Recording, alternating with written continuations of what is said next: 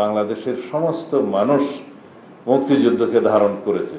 মুক্তিযুদ্ধে সবাই সশস্ত্র সংগ্রামে না থাকলেও মানসিকভাবে সেই মুক্তিযুদ্ধের পক্ষে ছিল এবং বাংলাদেশের সমস্ত মানুষ স্বাধীনতার পক্ষে ছিল।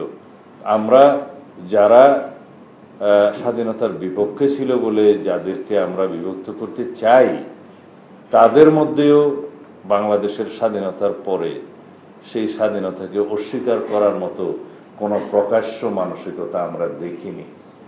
যারা হয়তো বাংলাদেশের স্বাধীনতাকে গ্রহণ করতে পারেনি, তাদের মধ্যে কিছু কিছু ভিন্ন চিন্তা থাকতে পারে, কিন্তু সেরকম দুঃসাহস বাংলাদেশে কেউ দেখায়নি যে বাংলাদেশের স্বাধীনতাকে অস্বীকার করার মতো কোনো বিভক্তিমূলক বক্তব্য দিয়ে আজ পর্যন্ত আমরা দেখিনি।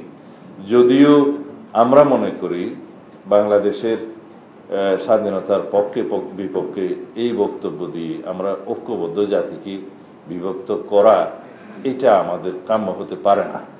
এটা আমরা কেউই এই ৫৪ বছর পরে স্বাধীনতার কামনা করতে পারি না। যেহেতু আমাদের উদ্দেশ্য হচ্ছে এবং আমাদের প্রত্যাশা ২০২৪-এর ছাত্র গণ অভ্যুত্থানের আকাঙ্ক্ষা, শহীদের রক্তের আকাঙ্ক্ষা হচ্ছে আমরা একটি ঐক্যবদ্ধ জাতি হিসাবে এগিয়ে যাব এবং এই জাতি একমাত্র আমাদের উদ্দেশ্য হতে পারে একটি বৈষম্যহীন, সাম্যভিত্তিক, মানবিক মর্যাদা ভিত্তিক, সামাজিক সুবিচার ভিত্তিক রাষ্ট্র বিনির্মাণের জন্য।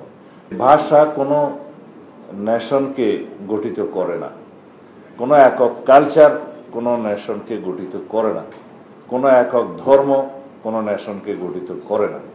সেই নেশনকে ইনক্লুসিভ করতে হয় সকল ভাষাভাষীদের, সকল ধর্মাবলম্বীদের, সকল সাংস্কৃতিক জনগোষ্ঠীকে, ক্ষুদ্র জাতিগোষ্ঠীকে এবং আরও বেশি আমাদের কনস্টিটিউশনের আর্টিকেল 23 ক অনুসারে ক্ষুদ্র নৃগোষ্ঠীকে, নৃতাত্ত্বিক জাতিগোষ্ঠীকে